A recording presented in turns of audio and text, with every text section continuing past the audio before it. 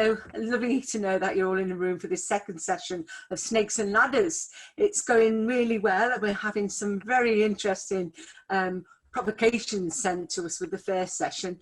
Some of you may be here from that first session. We are going to ask for feedback after each one because we really want to make sure we're doing this right. But these conferences are really quite interesting because they're coming at a time when we are in lockdown, we are living a different way, there's a lot of pressure on us, affects our mental health, our socialisation, everything. And yet we're in an age of technology where those of us who have access to it can keep connected. And being able to deliver these sort of opportunities straight into your rooms is really exciting. So we want to know how we're doing. We also want to know if there's any future ideas that people may have. And just to remind you, there's 2 more of these tomorrow. I'm really glad that we've got Ingrid in the room and this is going to be a fascinating talk. So I'll hand back to Rachel so she can introduce Ingrid. Thank you.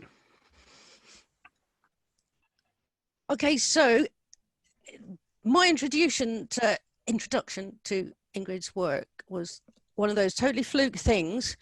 I was attending a meeting at Aberystwyth Arts Centre Advisory Board and they brought us into the gallery where Ingrid's work was on display, and I am very, very glad I went into that meeting, or I might never have discovered this really amazing artist and her work, and I wouldn't have been able to bring her here. So wow.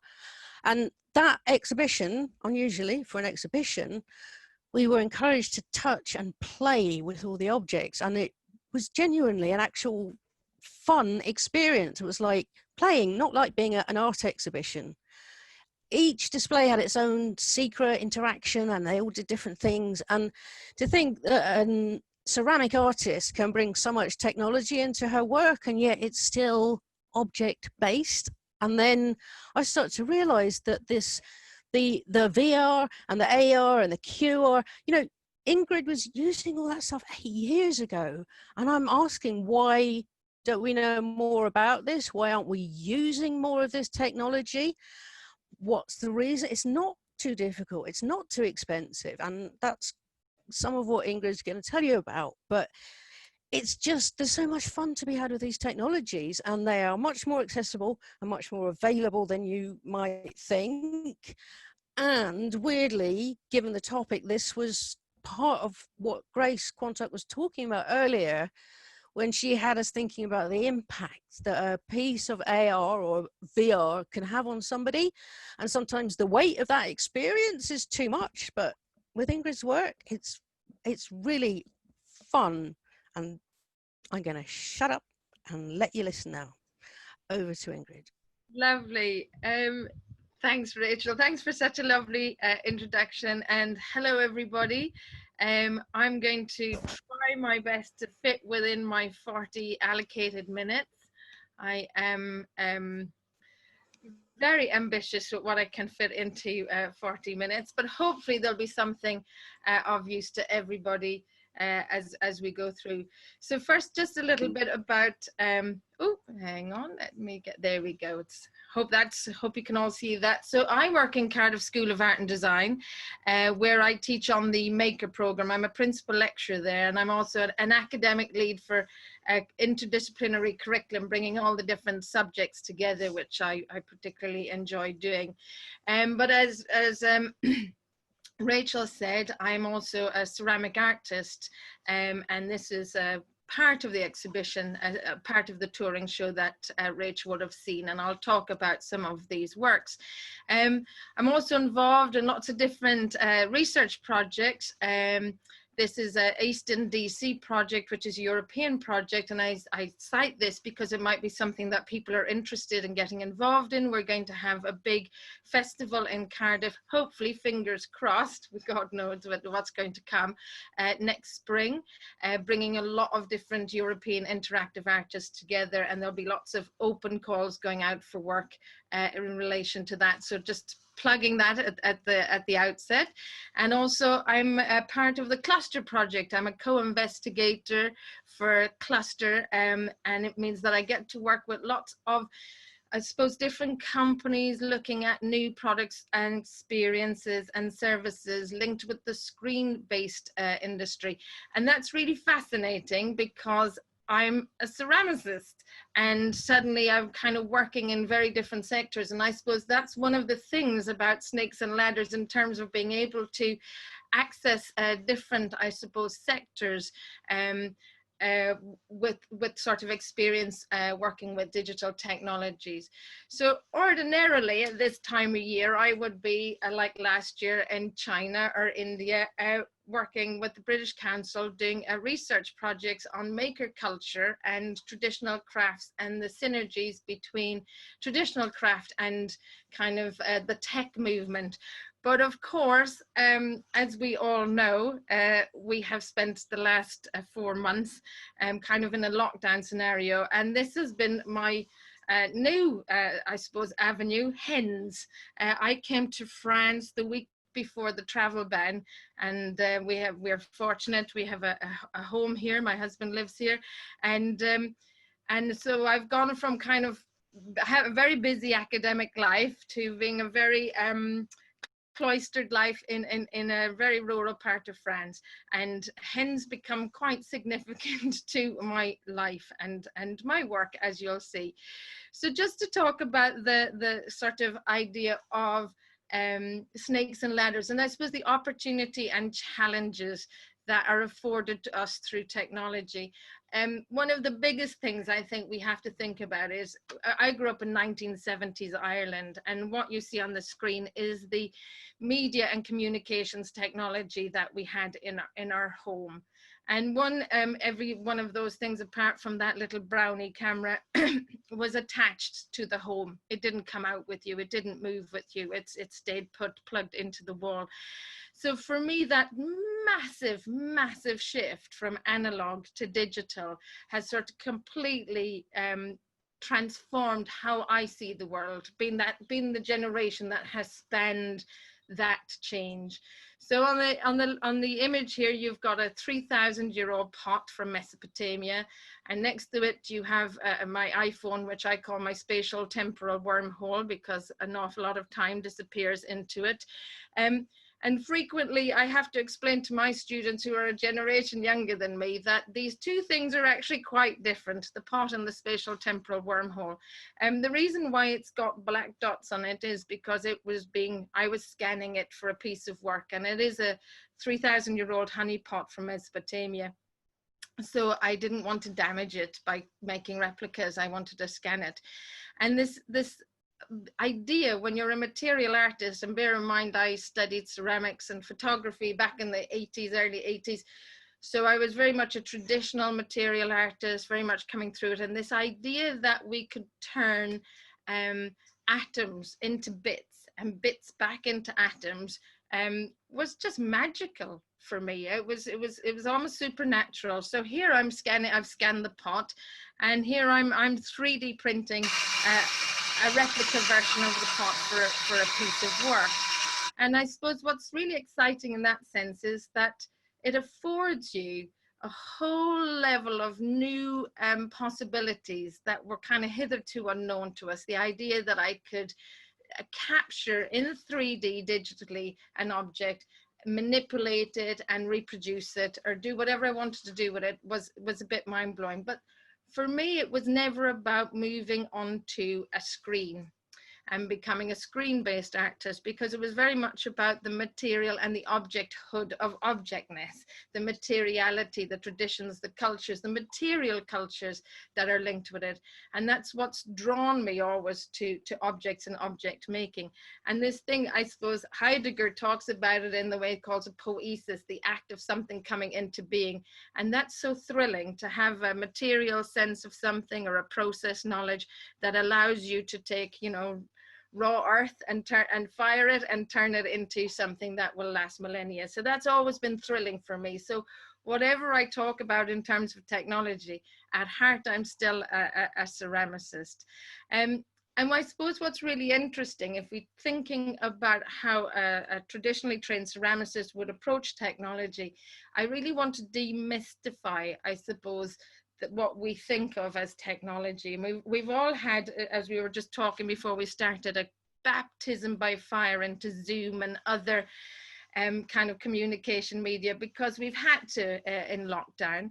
And I suppose what's things that we couldn't do 4 months ago, we do quite readily now that we didn't imagine.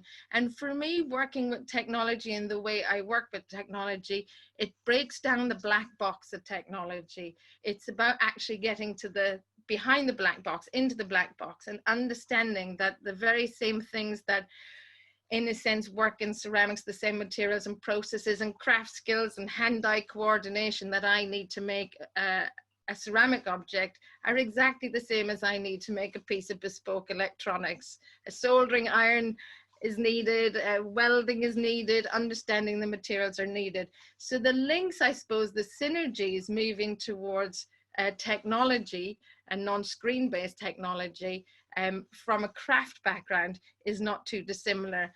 So I started, I suppose, shifting my skill set or my tool set, as you can see, from one to the other. But it's really interesting because I do think there's a very great adage in craft skills that it takes, 10,000 hours to become incredibly skilled in something, to become a master of something. And I find that's the same whether it's traditional craft skills or technology. So here's my pot that I've scanned, and I brought it into a VR domain, and here I can manipulate it. And the thing that's fascinating for me here is I don't have to have any entry level CAD skills to do this. I'm using my hands, I'm using haptic, I'm using movement. To be able to do this skillfully requires, I suppose, for me, some of the same dexterity that I would need to do it. But one of the joys is I don't have gravity, and I have instant scalability. So for me, the reason why I would use a VR is not to, in a sense, shortcut something, but enable me to do something that I wouldn't maybe be able to do in the physical world. But I also love the fact that this was set up in my barn here in France, and I would bring people who had no technological skill whatsoever, put the headset on them, put the tools in their hands, and it's a kids gaming software. It's not high-end, high-tech. It's sort of entry-level gaming software, but people were able to produce really interesting things really quickly. So from the point of view of how I looked at how I could bring technology into my practice, I was given a Creative Wales Award in 2011 to look at how emergent technology could influence sole practitioners in ceramics. So I started looking at how technological constructs, and not just technology, could influence how we made and conceived and perceived objects. So I looked at the constructs of augmented, hacked, connected, and smart, and how they could influence things. And what I'm going to do is I'm going to talk through a series of different technologies that I've used. One second here. So that there can be sense to what how I've used different things. So we're going to look at quick response codes, augmented reality, physical computing, touch capacitance sensing, Internet of Things, proximity sensing, 360-degree imaging, virtual reality, RFIDs and NFCs. Now, a lot of that you might go, I have no idea what that is. Other things you might be very familiar with, but I'm hopefully talking about it in an applied way, and I'm happy to answer any questions about it at the end.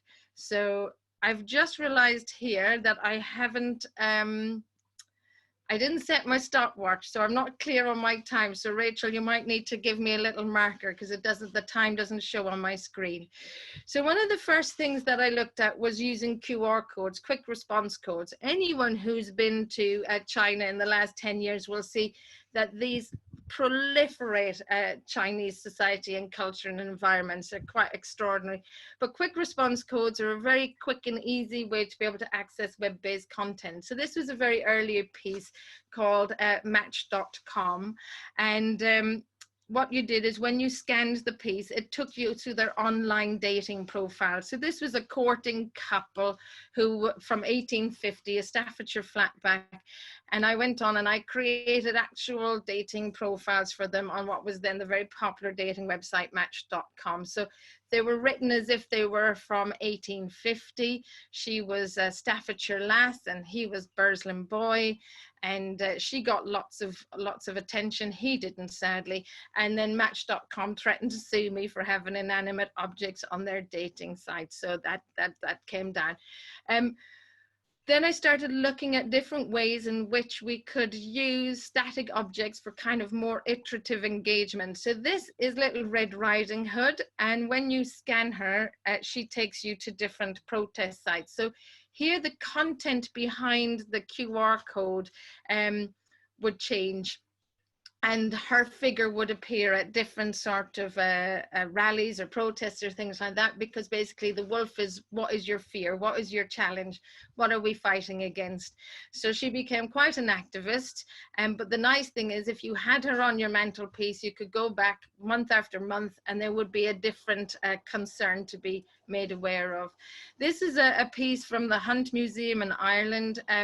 The figure, I'm one of the figures, the sat down figure is me. I 3D scanned my head and printed it and then cast it in ceramics, and the fine gentleman standing next to me is actually my father. And the Hunt Museum commissioned this piece, and what I did was I made a film of taking my father to the museum and asking him how he would want to be represented in the museum. And what you see when you scan it is the film of our day trip to the museum. My father is not a museum goer. He's a retired butcher, so it's a very funny visit to the museum, and he loves going back to see himself in that place. And this is St. George slaying the dragon, and it's an interesting one in that each side of the cube has a different cultural narrative of the same story. So one side will link to how the BNP use St. George as their kind of icon, and the other side will be about St. George's role in the Arab Spring, how he was used for Arab Spring uprisings, and then also how in Serbia they would a children's puppet show. So it shows that the same object can have very different cultural interpretations. This is me in pensive mode as Shakespeare. And this was part of the exhibition, which looked at thought for the day. So every day you could come in and access a different thought. It was actually an awful lot of work to come up with an original thought every day. Then we move on to augmented reality. This is a plate at the V&A Museum, and I thought, well, using image recognition markers for augmented reality, I can put a layer on top of the plate, a digital layer. So as you scan it, I'll appear and kiss her on the nose. So I knew I wasn't going to get into the V&A any other way, so I thought I better hack myself in there. So the use of augmented reality basically is very easy in that you can, rather than linking to something that's web-based, you can actually put a layer of digital information on top of a physical object, so you can augment that physical object. So you have two forms you can use: image recognition, which identifies a marker of some kind, or geolocation. So it identifies where you are in the world and uploads content. So the most popular use of that would be Pokemon Go, the AR game. But I was interested in ways in which we could use augmented reality to enhance our experience of objects, not through by handling a screen. So I started turning objects into the markers. So by handling the objects, you would activate content to appear in front of your hands and things like that. So this was called Things Men Have Made by Wakened Hands, and it's a poem by D.H. Lawrence, and it was to show people how a experienced thrower would handle a pot. Which is very different to how a novice might handle a pot, or a non-potter would handle a pot. So I wanted people to kind of experience that in an augmented way. The other nice thing with augmented reality is you can use three-dimensional images, three-dimensional scans, and link them to physical objects. So this is a scan I did of Claire Cernine, the artist studio in Cardiff. And then this is an object I have of Claire Cernine's, the white heart, sitting on my desk. And when you scan it, it identifies the object and then will pop on top of it, in a sense, the 3D scans.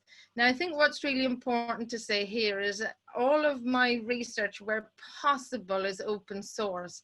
So what I'm using here is all kind of free apps or softwares. I'm using my phone as a scanner. Now, which is fantastic. So it means it's hugely accessible. But one big snake in all of this is when you use free open source, you're frequently beta testing for people, and it can disappear overnight. So you do not want to maybe embed it into something that I've been quite stung by things that I've used that have then suddenly been bought up by another company and they've disappeared. So if you're going to do something integral, it's really good to try and develop your own, I would say, top tip. I've learned the hard way.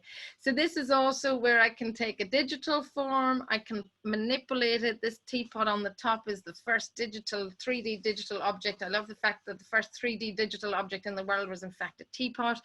And I manipulate that, and then I can actually print it out and turn it into my version of a teapot, but also I can augment a 3D model in front of the plate, which has the printed teapot on it. So you can actually see the 3D object appear before the object.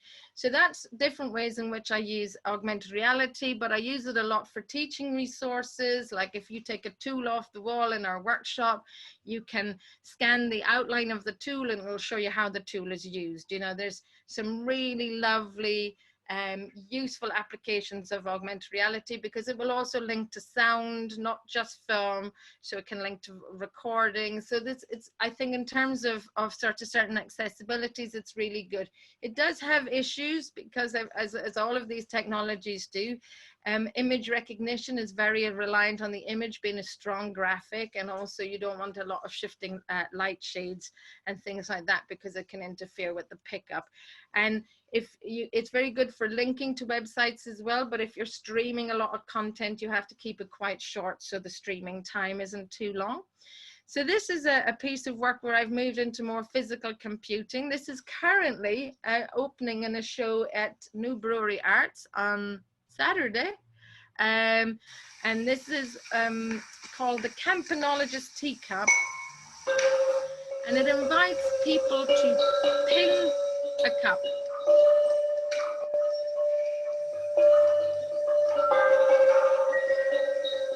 And when they ping the cup, here we go.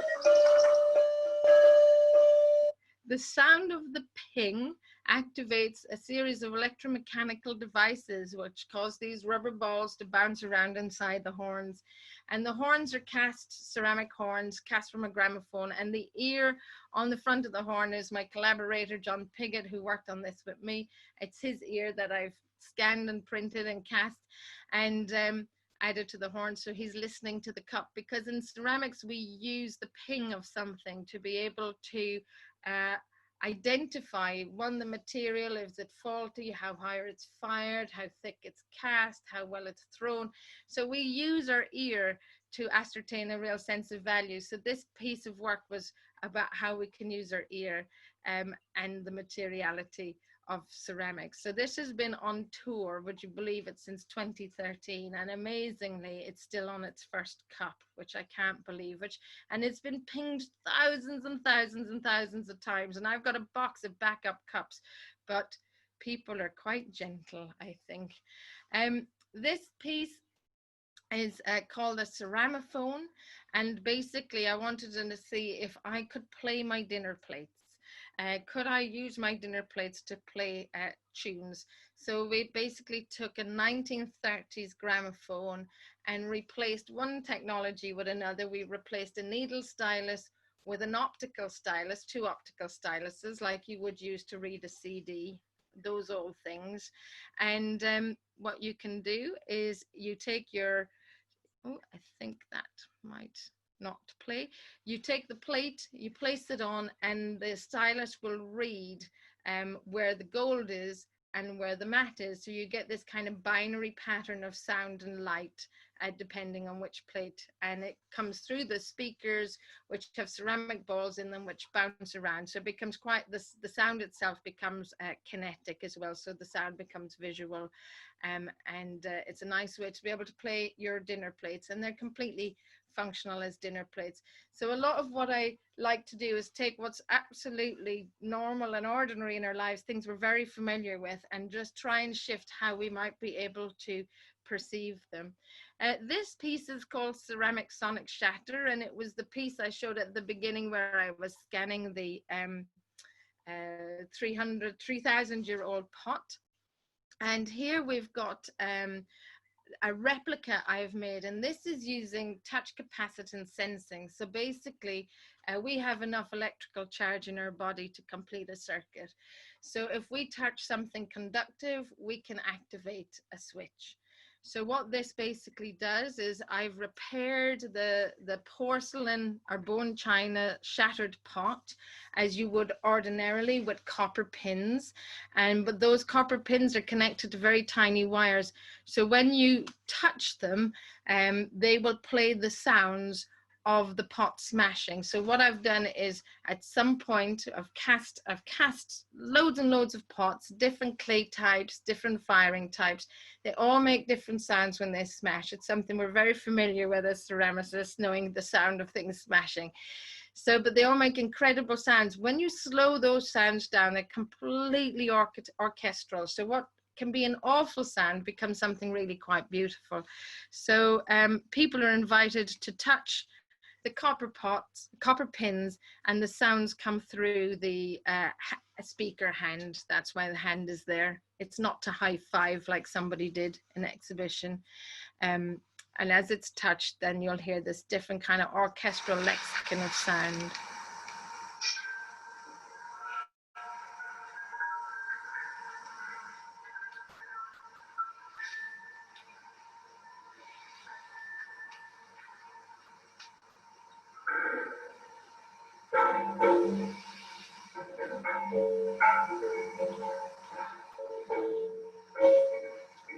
So the simple thing there is one of those pins was that same pot just high fired bone china, so it sounds like a really kind of digital sound splitting across the floor, and the other one was very low fired, and it just sounds like a bell. There's nothing done to modulate the sounds in any way digitally. They're just pure analog, but they're analog noises digitally recorded.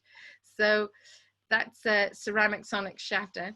And using touch capacitance sensing as well, I made a piece for the Indian Ceramics Triennial. And I went to Jaipur, and if you've ever been to Jaipur, everybody says one thing about Jaipur. They say it's an assault on the senses, and it really is. You arrive in the city, and the noise, the smells, the chaos, it's kind of crazy. And I wanted to capture that. So I found this fantastic map of the old Pink City in the museum that I was going to be exhibiting in. And I had it laser etched onto a large table. And in India, you might be familiar, they drink chai out of terracotta cups and they drop them on the ground. It's great. They're low fired and they break down into the ground, and that's it. And I went around and picked up these cups, which is apparently really bad luck, but there we go. I've survived.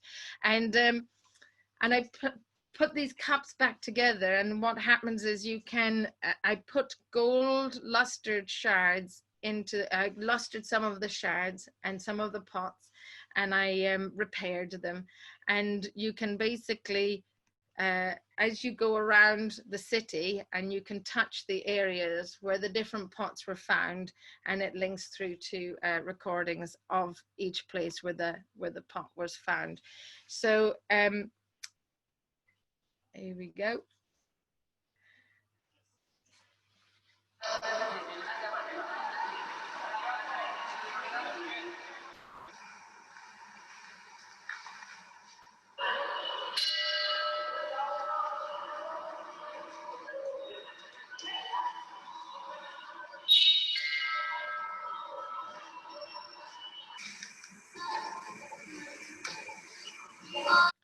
And it's interesting to be able to use the sort of materiality of the area as a soundscape. And here, obviously, I haven't made the pots. I found the pots.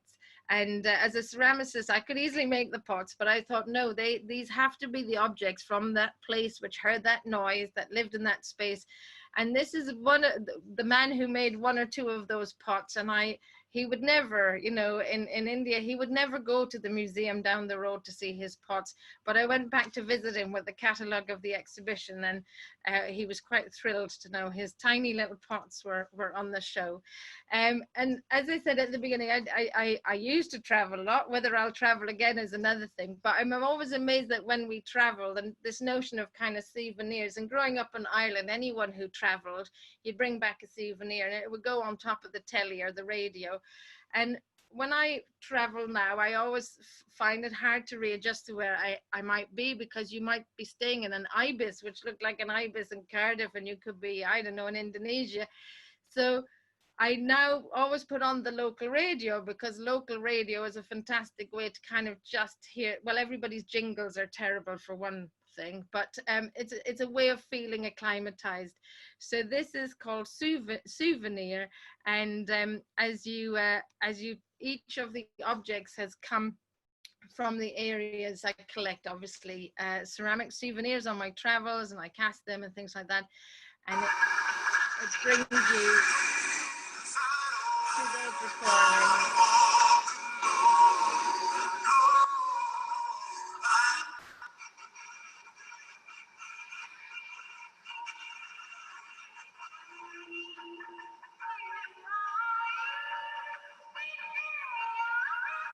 So this can also now be used as an actual physical interface to bring you to those live radio stations. There's a fantastic site called Radio Garden. If you haven't tried it, have hours of entertainment on it this evening. It's fantastic. You can just go around the world and click on any spot and listen to their local radio stations. So for me, I suppose it's really interesting, because one of the things that people might see problems with is moving from that traditional way to that digital way. But I love this quote from Alan Watts from the 70s that said about electric circuitry kind of extends, it's an externalization of our nervous system.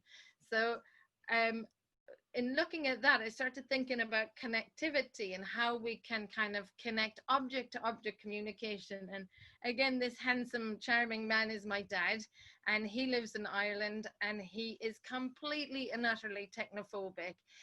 But he lives on his own, and bless him, he's got Parkinson's, so he's a bit unstable and everything like that. So we need to know a couple of things. We need to know that he's up and about and he's okay. And we also need to know that he doesn't like using anything other than like the landline to phone people or to receive a call.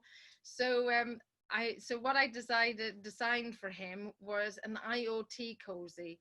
And what this does is it's basically looks like an ordinary tea cozy on the outside. There's no wires or anything evident. He just puts it on his teapot, and it has a heat sensor and a Wi-Fi shield in it. And then what that does is it sends a tweet, and that tweet activates my tea's made in Cardiff and makes me a cup of tea at the same time. So if I come down in the morning and the tea's made is lit, I know that dad is up and he's safe and he's having a cup of tea. But I also know that he's about to sit down and have a cup of tea, and I can ring him on the landline at the same time. And he always thinks I'm a bit of a magician knowing that. He doesn't think he uses the internet. He believes he's never used the internet. And actually that picture of him features in a new book from Oxford University about human computer interaction. For the man who's never used the internet, that always makes me laugh. So this idea of making object-to-object communication is really quite fascinating, because obviously, you know, you always hear about it in the term of smart fridges that'll order your milk from Amazon. But actually, as a craftsperson or an artist, can that have any interesting uses for us? So I decided when I was going to India, you go and you make work and you put it into a museum, and then you fly home or whatever, and then you never know really who's engaging with it that much or what's happening. So I thought, well, how lovely would it be as if I leave India and people can let me know instantaneously that they're engaging with what I've left there with the work. So this is an IoT enabled hand, and you touch it and inside it illuminates, so it's bone china. and has a set of LEDs. So when you touch it with your hand, you can see the little gold has a bit of wire in it. And as soon as you just lay your hand against it, it'll light up, but it'll simultaneously light up wherever the partner hand is in the world. So you'll see me touching it there and the partner hand on the floor. Okay, they're about 3-4 feet apart, but a week later they were 6,000 miles away, back in my house, and it would still illuminate as people would touch it. And I think IoT has fantastic applications. And you can also track how long people touch it. So I thought people would touch it for about 10 seconds, 30 seconds. They were touching it for 5 minutes. We had to write new code. They were touching it for so long. And even though we're all now connected across a screen, there's nothing more thrilling, I think, than touching something and something elsewhere lighting up. There's something more basic about it for me that actually connects in a more ephemeral way. So this is an IoT Jesus. In Ireland, we have this strange tradition of, would you believe it, knocking the head off a statue of baby Jesus and burying it in the garden for good weather. Nobody knows where that came from, but even the President of Ireland still does this. So I thought, well, why don't I make an IoT Jesus that will tell us the weather? So I have an IoT Jesus. As I go out the door, I look, and if it's blue, I put a coat on, and if it's red, I don't have to bring a coat. So it color codes with the weather forecast, so it's linked into different weather wherever the head is based. So it's a little IoT Jesus weather station, and tells you where it is. And then this is again using, so that's about connectivity and how we can connect objects. This is about proximity and electromagnetic fields and touch capacitance sensing. So this is a plate synthesizer. So this is me making the electronics. Some of them are kits, some of them we design, some I get PCBs specifically made. I haven't learned how to code. I'm not a coder. I have a fantastic friend who helps me out if I need to have code. But a lot of code you can just download. You find a code that does something and you download it and you upload it to the board, and you know, kazam, it does what you want it to do. So this is me making a synthesizer. And this synthesizer is on a dinner plate, and the dinner plate can be taken off the tray and used, put in a dishwasher. It's all still completely functional. But once it's sitting on the tray, you can play some dirty electronic music off it just by playing the sound.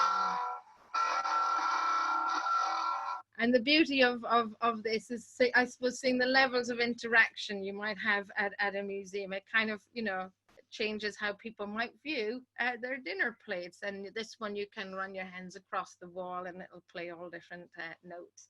And then this is looking at theremins, working with theremins. Here we go. And this is a theremin of me. So you can play, yeah, you can play Star Wars or Happy Birthday or anything on me. So I love the fact that somebody said, I really love the soldier in your exhibition. Some child wrote to me. So this is just using electromagnetic fields and the conductivity of a specific glaze. You have to, for those who are interested, you need to have about 6% of metal oxides in your glaze for it to work.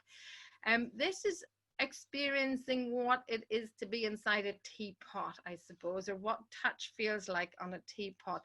So it's 360-degree live stream imaging, but it's exploiting, in one sense, the incredible translucency of bone china. So while the object looks opaque from the outside, it's actually completely translucent from within. So as you touch it, you begin to see how your hands would appear from the inside. So very simple use of technology. Also live streams to YouTube for anyone whose life is that dull that they want to watch live from inside a teapot. You can. And then I'm very keen about how we acknowledge provenance of objects and how objects are made. So this is not my hands, they're much bigger than my hands. This is my friend Duncan Ascoff, who's a thrower, and I documented how he made these plates. And then I laser CNC'd them into the plate. So as you approach, again, they're completely functional plates. but the table has a hole in it which lights up, and as you approach the table it shows the different processes of how the hands were used to make the plates. So they're the hands actually making the plates get illuminated as you sit to the table, and each plate is a different part of the process. So it's called a short conversation about making.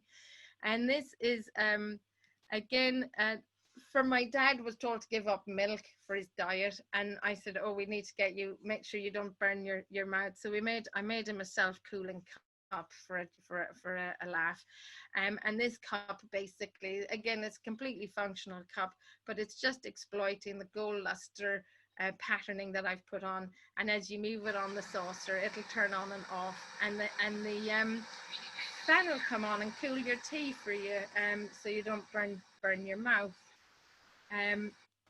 And this is a more recent piece. This is from an exhibition called Cultural Icons, and we had to reinterpret objects from different historical collections. So this is basically it's called the Highland Dancers. And what I did is I took it into a VR environment and blew it up to 6 feet, and then I danced with it. And in Ireland we used to do these ceilidhs, and you used to swing somebody around the floor, dance them into a flat spin. This is what this piece is called. So the idea of being able to scale the object up and capture. So this is just using VR, so it's capturing my hand movements. And then I'm able to produce a whole series of different virtual forms, which I can then 3D print. And this one I did turn into a theremin. So you can play it as an instrument as well. And it got featured on the front cover of Ceramic Review, which is always nice. So it's showing also how you can capture sequential movement in a VR environment. So other things that I do, I head up a research group called Fab Create at the school, and we have a small kind of micro grant. So it's about me getting people who don't work with technology into working with technology. There are no technologists in our technology research group, which cracks me up. But it's about being able to see what's kind of accessible and available. And then I take a lot of it into teaching, learning and teaching as well. So I'm very lucky I was awarded a National Teaching Fellowship for kind of designing a different immersive learning environment. So this was my first use of RFIDs, radio frequency ID tags, and it's a material process library. So you can take the test tube and you drop it in a reader, and on the screen it'll show you what the material is and how it's used in the workshop and kind of its chemical breakup and things like that. So rather than reading a book or whatever, you kind of get the sense or feel of the material visually.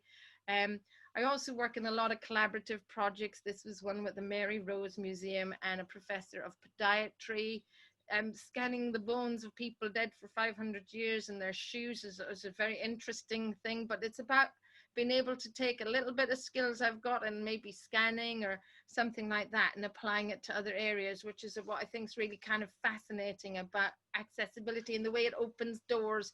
I was using the scanner I was using actually was about it was the cheapest entry-level scanner, and we had a £7,000 scanner and it did nothing, and I'm standing there like with my £150 scanner, being able to capture things. Now the project I worked on, again inspired by my dad, he'd had a lot of hip surgery and had very poor physio afterwards, so I wanted to make haptic pants or smarty pants, and these basically allow your gait to be analyzed. And when you wear them, they give you haptic feedback in the waistband if you're not walking correctly. So this was us. So the beauty of being in a university is I can have an idea like this, and then I can actually find the people who can help me prove it works. So then this can go from me, then I would pass that on to somebody like the Stroke Research Hub in the university. And if they want to take it forward, that's great. So I have exhibitions where we show all of our different work at Fab Create as well. But here, and this is where I am in France, and one of the things I just wanted to talk about is how, you know, all of that might be fine in one sense, but these are the very, very practical applied things that I do. I rescued a 3D printer from a skip, and we slowly rebuilt it, and we have one here with us in rural France, and it keeps us going. You know, especially we had a very strict confinement here. We had no Amazon, we couldn't go out at all, as some of you will be very familiar with, but we had no ability to online, so we were really reliant on our 3D printer to fix and repair and things like this. So this is our 3D printed cog that keeps our tractor going, our little lawnmower going. We used it to print our masks. We also used it to an open source project to customize our snorkel if you needed it, for a ventilator, which was an open source project. The red thing on the bottom right is for a visor. We designed and printed some 3D clips that could turn our coffee filters into ad hoc masks, because when they made them obligatory here, you couldn't find any masks. So we were coming up with our own kind of hacks to do that. And then I'm going to, conscious of time, I'm going to end on this. So this brings me right back to the chickens, to the hens. So I've been really interested in provenance of materials and processes. And while we were in confinement, we had to, we didn't go to the shops. We were really lucky. We had a lot of local food producers, so we could go across the fields and get flour and honey, and had our own eggs and fantastically good wine actually from the neighbors. So I wanted to kind of help them out and give them a sense of provenance to their work. So I started looking at RFID readable eggs. So what I wanted to do was see if I could, if you had a product, how you could use it. So if I have this here and I scan this, 1 second, bear with me. Here we go. So with an RFID readable egg, you just have to hold your phone near it, and it will scan, and that is scan that egg now. And what it does in this instance is it will play for you a video of this egg being used in an egg recipe. So you'll be able to, which we shot here in lockdown, and it'll show you the hen that laid the egg. It'll play you the egg song of that egg being laid, so you'll know exactly, you'll see where it's come from, and you'll understand a lot more. And when we understand the provenance of things, we have a completely different sense of value to them if you have a crafted object. And then you have a very bad video of my friend pretending to be Nigella Lawson and making an egg brulee, which is kind of taken social media by storm. And then, but also you can scan for different things. So I'm scanning this egg, and it will, there we go. Why aren't you scanning me now? It will also take you to location. So it'll actually bring you to, I might have picked up the wrong egg there. It'll bring you to the hen house, actually, on Google Earth. So the idea, and here we go. There we go. There we go. Scan. So it actually brings you right to our hen house on Google Earth just by scanning the egg. Now, the really interesting thing about that is these cost pennies. They're on every object that we buy. They're decommissioned as it goes across the red scanner in the supermarket. But you can very easily code these to link to web content, sound files, geolocation, text, anything like that. So if you're interested in making an object, and also at the moment, you have an app, but you need to have a smart device. But soon enough, you'll be able to, just like with QR codes, you can now just hold your camera up and it'll automatically read a QR code. Pretty soon, these will automatically activate on your phone. So it's an interesting, I think these are really fascinating. These are rather big ones. You can get tiny ones, but I just like the big cheapy ones to play with. And I put them everywhere. So, people can come in and scan objects in the house and learn how to maintain them and things like that. So, if you need something repaired. So that's what I do. There's some links there, and I'm going to stop now for questions. Thank you so much, Ingrid. We really do need to get on because we've only got 8 minutes and we've got 3 questions in the waiting room, which Rachel's going to lead on. We'll bring you all in. So thank you. And as you come into the room, wave your hands as a thank you to Ingrid. That was brilliant. Thank you. So can I do these both at the same time? Let's see. So the first question that came up was, what is the future of touching? So we can't go out and touch these lovely things anymore. I know. So basically, I've had to adapt. I'm making some work at the moment, and I have to adapt it all for proximity sensing. And the piece of work that is currently on show in New Brewery Arts, they've had to accommodate for the fact that people ping the cup by putting lollipop sticks next to it, so you can ping and throw your lollipop stick away. So there are issues, and for me as a big toucher, it's really quite hard. But I'm looking at also proximity sensing is one way of looking at it. Eye motion capture is another, to be able to activate things, but there's an awful lot you can do with just electromagnetic fields. So by being able to actually get very close to something but not touch it is a possibility as well.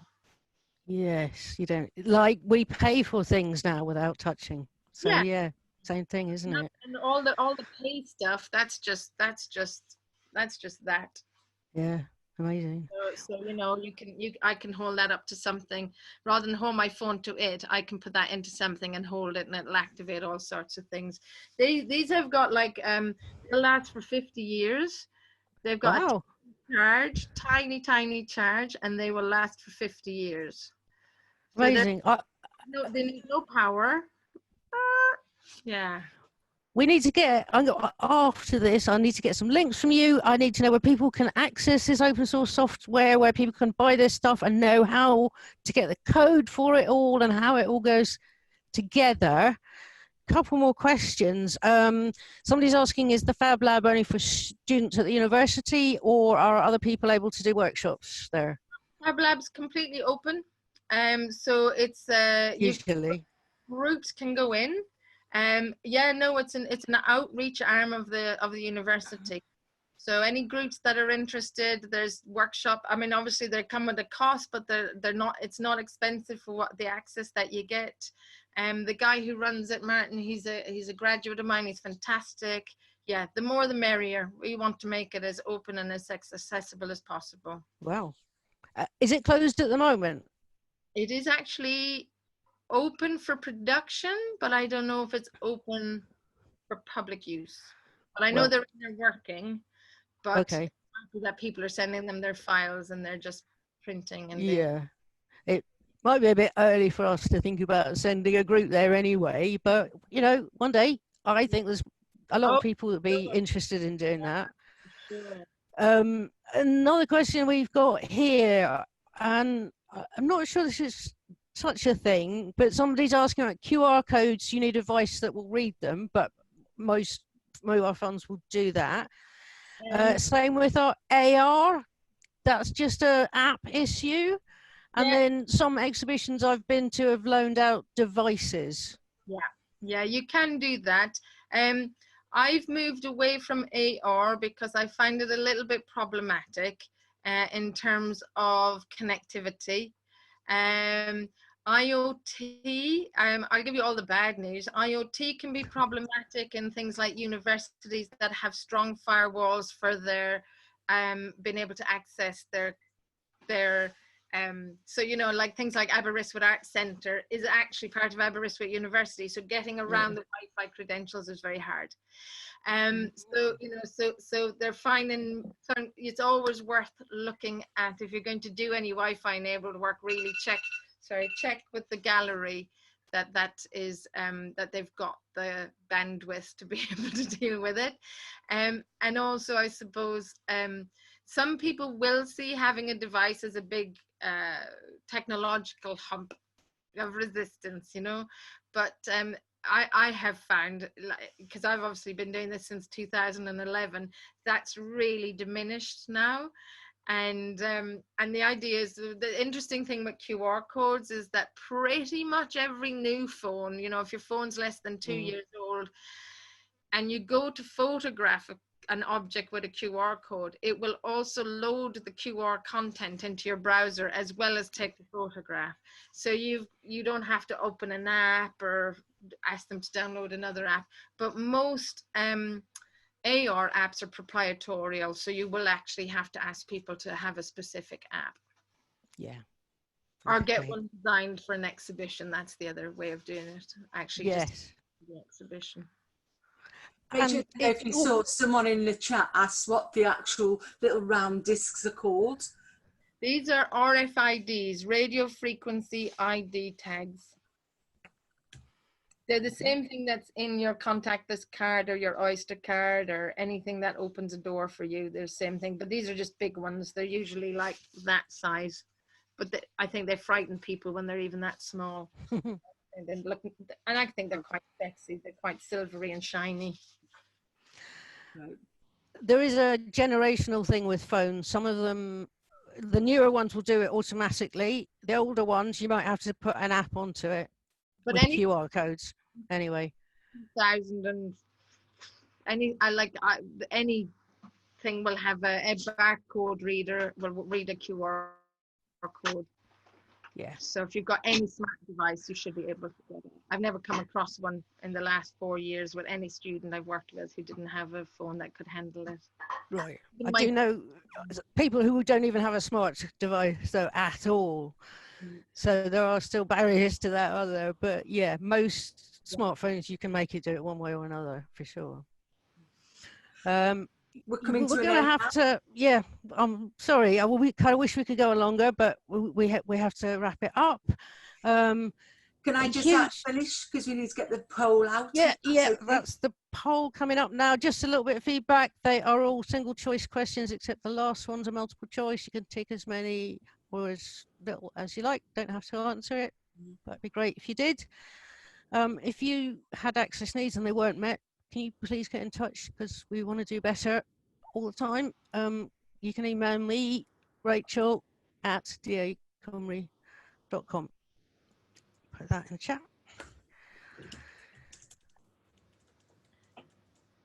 And yeah, thank you so much to Ingrid. And I'm really glad we've recorded this because I feel like I might want to watch it 3 or 4 times to really understand everything I just saw.